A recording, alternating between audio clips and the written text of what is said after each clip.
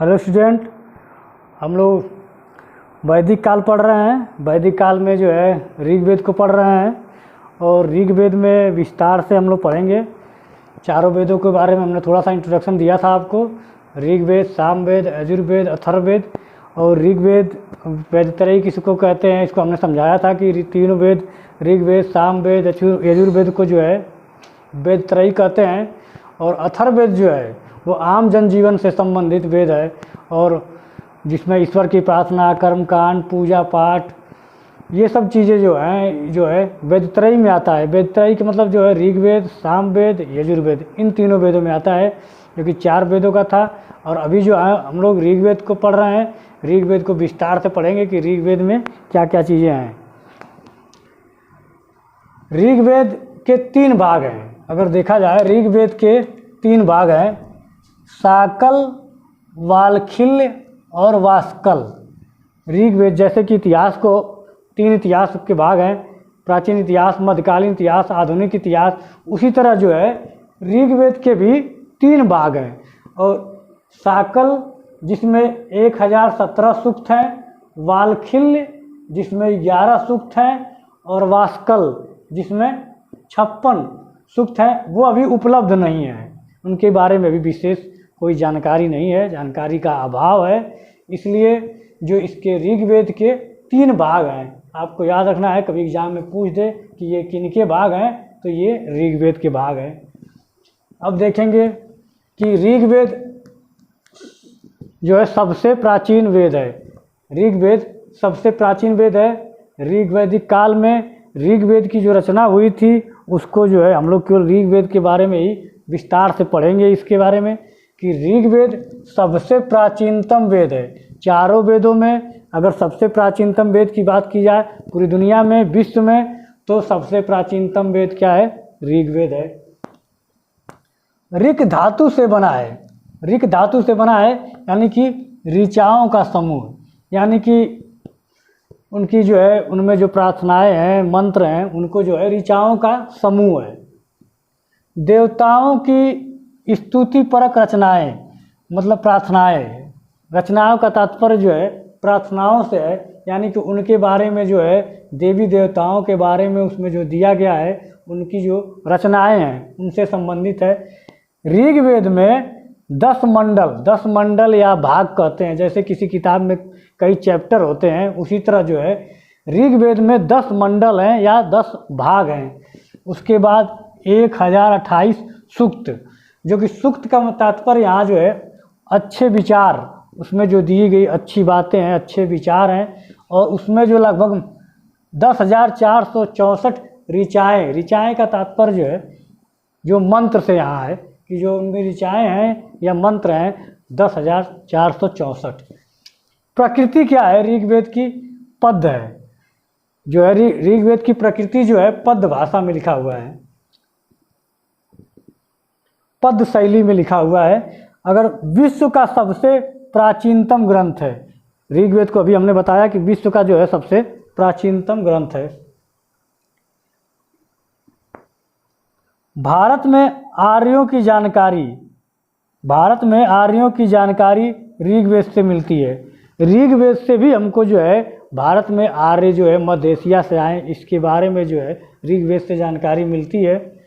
ऋग्वेद में अग्नि, इंद्र, मित्र, वरुण देवताओं की स्तुति परक संग्रहित स्तुतियाँ हैं। मतलब इन देवताओं का भी जो है जिक्र किया गया है, जिसमें अग्नि, इंद्र, मित्र, वरुण देवताएं हैं जिनकी स्तुतियाँ संग्रहित हैं। ऋग्वेद में अगर देखा जाए तो अभी हमने बताया है कि ऋग्वेद में 10 मंडल या 10 भाग होते हैं, जिसमें 2 से लेके 9 मंडल जो है बहुत प्राचीनतम है, पहले लिखे गए हैं। और प्रथम मंडल और 10वां मंडल जो है बाद में जोड़ा गया है। कहने का मतलब कि कोई किताब है, उसके बीच के हिस्से पहले लिख दिए गए, प्रारंभ वाले हिस्से और आखिरी वाला हिस्सा जो है बाद में लिखा गया है। वही तात्पर्य है कि प्रथम मंडल या प्रथम भाग और या 10वां मंडल, अंतिम भाग जो है ऋग्वेद का सबसे लास्ट में जोड़ा गया और 2 से 9वां मंडल जो है वो पहले रचना की गई, और उसके बाद अंतिम में 10वां मंडल रचना किया गया।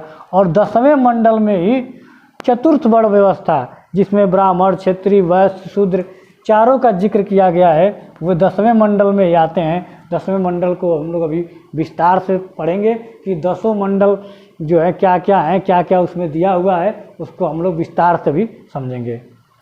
ऋग्वेद को हम लोग देखेंगे यहाँ पे कि ऋग्वेद में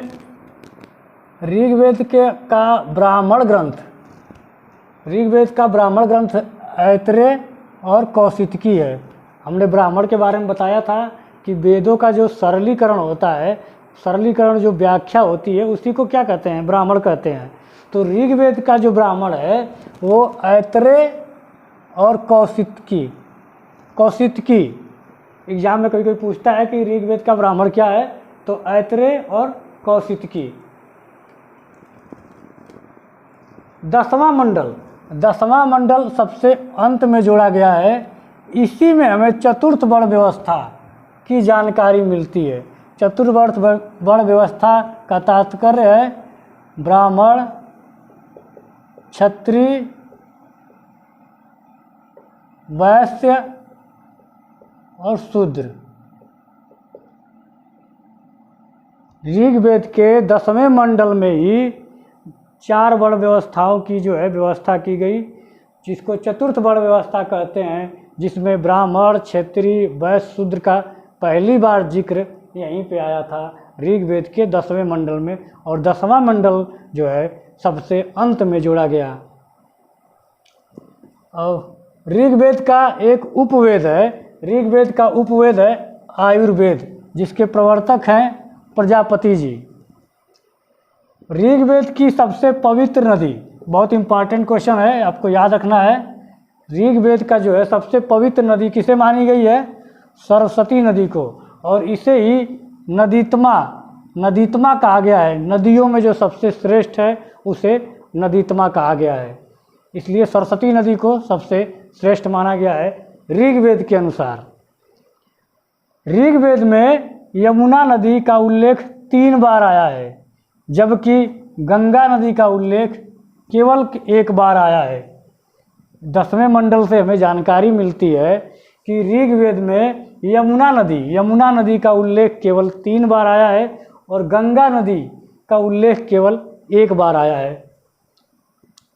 और ये इम्पॉर्टेंट क्वेश्चन है, पॉइंट है, बहुत कई बार पूछा गया एग्जाम में है कि अस्तो मा सद्गमया, जो अस्तो मा सद्गमया वाक्य है वो कहाँ से लिया गया है, ऋग्वेद से। ये बहुत बार एग्जाम में पूछता है कि अस्तो मा सद्गमया कहाँ से लिया गया है, ये ऋग्वेद से लिया गया है, बहुत ही इम्पॉर्टेंट है। आर्यों को भारतीय सभ्यता और संस्कृति का संस्थापक माना जाता है। आर्यों को भारतीय सभ्यता माना जाता है कि आर्य ही आए पहले, तो इन्होंने जो है भारतीय लोगों के जो यहाँ के मूल निवासी थी उनको जो है इन्होंने सभ्य बनाया, ऐसा माना जाता है। और किताबों में दिया गया है कि जो है आर्यों ने ही भारतीय लोगों को जो है सभ्यता और भारतीय संस्कृति का संस्थापक माना जाता है। सिंधु नदी आर्यों का सबसे जो है प्रमुख नदी थी। सिंधु नदी आर्यों की सबसे प्रमुख नदी थी, जिसका उल्लेख जो है ऋग्वेद में बार बार किया गया है। सिंधु नदी को जो है आर्यों की जो है सबसे प्रमुख नदी थी और जिसका उल्लेख जो है बार बार किया गया है। और जो है सरस्वती नदी को जो है सबसे पवित्र नदी माना गया है। ठीक है, हाँ देखेंगे हम लोग ऋग्वेद के 10 मंडल, जो अभी हमने पढ़ा है कि ऋग्वेद में 10 मंडल हैं और ऋग्वेद में 10 मंडल में प्रथम मंडल और 10वां मंडल सबसे बाद में जोड़ा गया है और बाकी 2 से लेकर 9 तक जो मंडल है ये पहले जोड़े गए हैं, पहले लिखे गए हैं, इसकी रचना की गई है। तो उसमें देखेंगे कि 10 मंडल में किन किन चीज़ों का जिक्र किया गया है, उसको हम अभी देखेंगे बारी बारी से। मंडल और उसके क्या रचयिता हैं और उसकी क्या विशेषताएं दी गई हैं। प्रथम मंडल, ऋग्वेद के प्रथम मंडल में इसके जो लेखक हैं उनका भी कोई ज्ञात नहीं है, अभी अज्ञात हैं, इनके बारे में भी कोई जानकारी नहीं है। इसमें जो है इंद्र की चर्चा की गई है।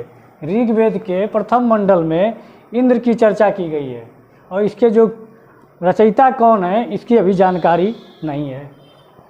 द्वितीय मंडल में वृत्समद भार्गव ने इसकी रचयिता की है और इसमें आर्य और अनार्य की चर्चा है। आर्य और अनार्य से तात्पर्य है कि जो यहाँ के जो मध्य एशिया से आए आर्य थे और जो यहाँ के मूल निवासी अनार्य, उनकी चर्चा की गई है।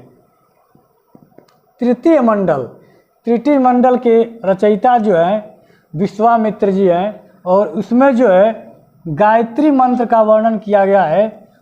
कभी कभी एग्जाम में पूछता है कि गायत्री मंत्र जो है किस मंडल में है, तो तृतीय मंडल में है और उसके जो रचयिता है विश्वामित्र जी हैं और गायत्री मंत्र जो है सविता देवता अर्थात सूर्य देवता को समर्पित है। चौथा मंडल, इसके रचनाकार वामदेव हैं। इसमें कृषि से संबंधित है। इसमें कृषि से संबंधित प्रक्रियाओं का इस मंडल में वर्णन किया गया है। पंचम मंडल में देखा जाए तो उसके रचयिता अत्रि हैं। इसके बारे में बहुत ज़्यादा जानकारी नहीं है। छठे मंडल में भारद्वाज हैं। इसके बारे में भी, इसकी विशेषता के बारे में बहुत ज़्यादा किताबों में जिक्र नहीं किया गया है। हम देखेंगे सातवां मंडल के जो रचयिता हैं गुरु वशिष्ठ हैं और इसमें जिक्र है शिक्षा का वर्णन किया गया है और इसमें ही दशराज युद्ध का वर्णन है। दशराज युद्ध जो है बहुत कम लोगों ने सुना होगा। दशराज युद्ध जो है ये रावी नदी पे जो है लड़ा गया था और दशराज युद्ध का जैसे नाम आपको सुनने में ऐसा तात्पर्य हो रहा है, दशराज युद्ध, 10 राजाओं का युद्ध आपस में लड़ा गया था।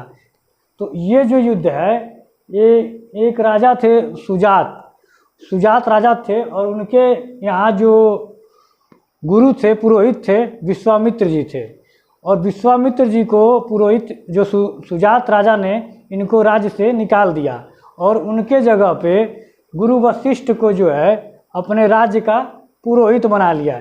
इस बात से जो है विश्वामित्र जी बहुत क्रोधित हुए और उन्होंने 5 आर्य राजाओं को और 5 अनार्य राजाओं को, अर्थात 5 वहाँ के मूल निवासी राजा और 5 वहाँ के मध्य एशिया से आए हुए जो राजा थे, 10 राजाओं को मिलाकर उन्होंने राजा सुजात से जो है युद्ध लड़ा। और जब युद्ध लड़ा फिर भी जो है वो 10 राजा जो है राजा सुजात से युद्ध में हार गए और ये युद्ध बहुत फेमस युद्ध है। इसलिए इसका जो है इस मंडल में 7वें मंडल में इसका जिक्र किया गया है और तब गुरु वशिष्ठ जी ने उसका जो है उसको 7वें मंडल में उसका जिक्र किया और दशराज युद्ध का वर्णन, उसका नाम दिया दशराज युद्ध। मतलब 10 राजाओं से वो युद्ध लड़ा गया और राजा सुजात ने लड़ा और फिर भी वो जीत गए। तो उस समय जो है विश्वामित्र जी को निकाल दिया गया था। इसका वर्णन है हमारे 7वें मंडल में। 8वें मंडल के जो रचयिता हैं कण्व ऋषि व अंगिरस, इसके बारे में भी बहुत ज़्यादा जानकारी नहीं है। 9वां मंडल के पौमान अंगिरा, उसके रचयिता है। इसमें जो है सोम देवता का वर्णन है। 10वां मंडल आपका बहुत इम्पॉर्टेंट है, एग्जाम में पूछता है अक्सर। 10वां मंडल के जो है क्षुद्र सुक्ति या महासुक्ति, इसके जो रचयिता हैं क्षुद्र सुक्ति या महासुक्ति। इसमें जो है चतुर्थ वर्ण व्यवस्था का वर्णन किया गया है। जो 10वें मंडल में 3 प्रकार के सूक्त हैं, नदी सूक्त, पुरुष सूक्त और जो है विवाह सूक्त। तो जो पुरुष सूक्त है उसमें जो है चतुर्थ वर्ण व्यवस्था का वर्णन किया गया है। चतुर्थ वर्ण व्यवस्था जैसे हमने पहले भी बताया है आपको, ब्राह्मण, क्षत्रिय, वैश्य, शूद्र, इनका जिक्र जो है 10वें मंडल में आया, चतुर्थ वर्ण व्यवस्था। और ये 10 मंडल ऋग्वेद के 10 मंडल में ये सबसे आखिरी मंडल, 10वां मंडल और प्रथम मंडल सबसे आखिरी और सबसे बाद में जोड़ा गया था। बाकी 2 से 9 मंडल में कहीं भी इन सब चीज़ों का जिक्र नहीं है। 10वें मंडल में और 10वें मंडल के वो भी अगर विस्तार से आपसे पूछेगा तो पुरुष सूक्त में जो है चतुर्थ वर्ण व्यवस्था का जिक्र किया गया है।